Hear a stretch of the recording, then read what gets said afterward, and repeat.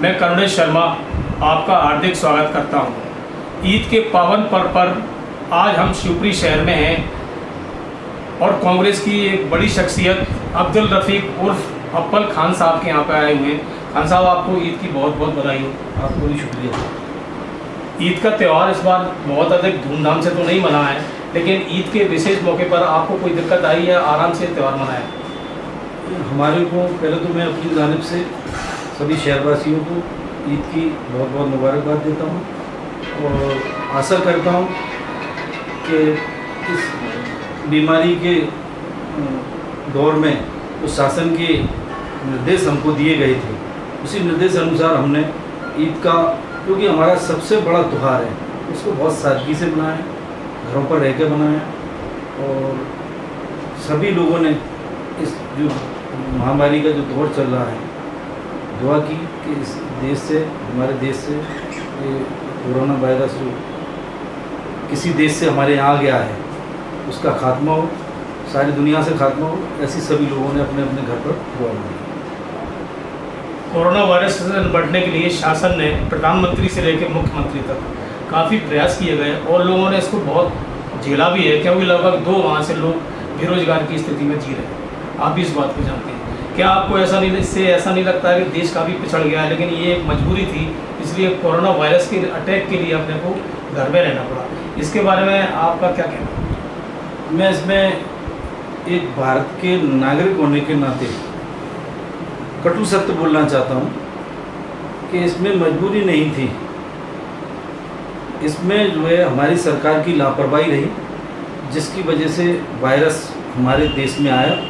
अगर जब हमारे देश के माननीय राहुल गांधी जी ने 29 जनवरी को सरकार को आगाह किया था, जो फर्स्ट केरल में क्या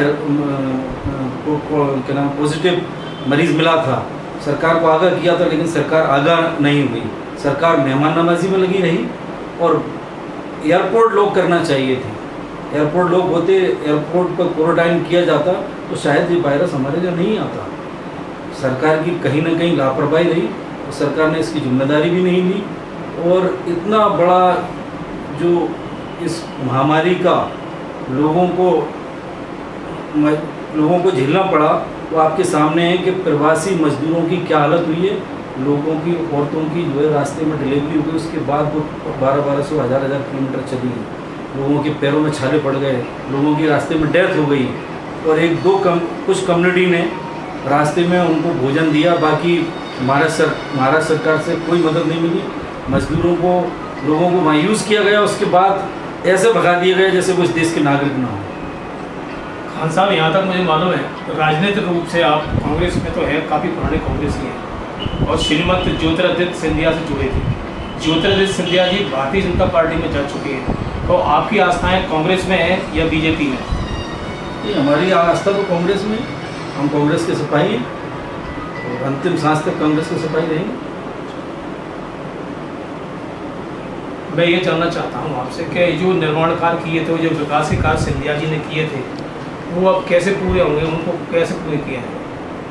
ये अब चूँकि मध्य प्रदेश में कांग्रेस की सरकार नहीं है, तो ये तो अब जवाबदारी जो अभी फ़िलहाल जो सरकार है भारतीय जनता पार्टी, उसकी जवाबदारी है कि वो कैसे इन योजनाओं को पूरा कराती है। अभी सिंध परियोजना है, क्योंकि 15 साल से जो है, जब विगत 15 साल से शिवराज सिंह थे तब भी पूरी नहीं हुई। अब फिर वापस शिवराज सिंह आ रहे हैं, तो हम तो उन्हीं की जवाबदारी पे और उन्हीं से आशा कर रहे हैं कि हमारी जो शिवपुरी में योजनाएँ पड़ी हैं, तो योजना तो लाए तो महाराज ही हैं, लेकिन उनका क्रियान्वयन नहीं हुआ, लोगों तक उन योजनाओं का फ़ायदा नहीं मिला है।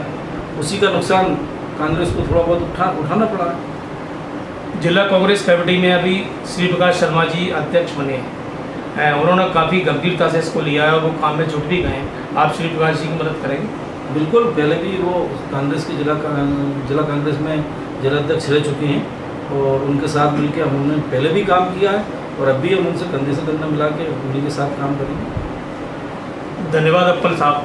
अप्पल भाई कांग्रेस के बहुत बड़े पदाधिकारी होने के साथ साथ ट्रक यूनियन के अध्यक्ष भी हैं शिवपुरी जिले के। खबर विशेष की ओर से ईद का पावन त्यौहार पर हम आज पुरानी शिवपुरी में शहर काजी साहब के यहाँ पे हैं। शहर काजी श्री बलीउद्दीन जी सिद्दीकी से मुलाकात करने आए हैं। सर, आपका ईद के पावन पर्व पर स्वागत है। आप ईद के मौके पर क्या कहना चाहते हैं? मैं ईद के मौके पे सारे शहर के मुसलमान को ईद की मुबारकबाद पेश करता हूँ और अपनी जानिब से और सारे शहर के मुसलमानों को ईद की मुबारकबाद पेश करता हूँ। ईद का त्यौहार इस बार कैसे मना? सादगी के साथ मनाया गया और प्रशासन के निर्देशों का पूरा पालन किया गया। धन्यवाद। आज हम आपकी मुलाकात कांग्रेस के एक बहुत ही वरिष्ठ नेता जो लगभग 15 वर्षों तक वार्ड पार्षद रहे पुरानी शिवपुरी में और वर्तमान में कांग्रेस के वरिष्ठ उपाध्यक्ष पद पर विराजमान हैं। इन्होंने जमीन पर रहकर कांग्रेस की बहुत खिदमत की है। ऐसे व्यक्ति से मैं आपको मिलवाता हूं, श्री सफदर बेग मिर्जा साहब, स्वागत है आपका। धन्यवाद साहब आपका। सफदर बेग साहब, मैं सबसे पहले तो ये जानना चाहता हूँ कि आपने ज्योतिरादित्य सिंधिया के साथ काफ़ी काम किया, उनकी बहुत मदद की। मैं बरसों से आपको देख रहा हूँ, आप कांग्रेस से जुड़े हुए हैं, कहीं नहीं गए। ऐसी स्थिति में आज ज्योतिरादित्य सिंधिया जी कांग्रेस छोड़ के जा चुके हैं, भारतीय जनता पार्टी में शामिल हो गए हैं। क्या आप भारतीय जनता पार्टी में उनके साथ जाएंगे या कांग्रेस में ही रहेंगे? असल में क्या है कि हम लोग तो कांग्रेस ही हैं और कांग्रेस में ही रहेंगे। महाराज साहब का ये अपना व्यक्तिगत निर्णय था जिससे वो भारतीय जनता पार्टी में रहे और महाराज साहब हमारे क्षेत्र के बहुत बड़े लीडर हैं। हम उनका मान सम्मान करते हैं, महाराज साहब का। अब ये राजनीति में उनको कैसा लगा कैसा नहीं लगा, इसलिए वो पार्टी छोड़कर चले गए, फिर भी हम उनका मान सम्मान करते रहेंगे।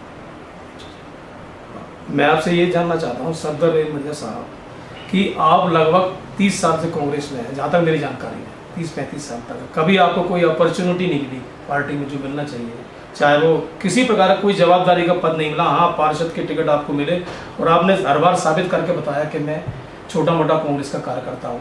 अब ऐसी स्थिति में जब कांग्रेस की सफाई हो गई है, लगभग आधे से ज़्यादा लोग जा चुके हैं, ऐसी स्थिति में आपको उम्मीद लगती है कांग्रेस में आपको चांस मिलेगा?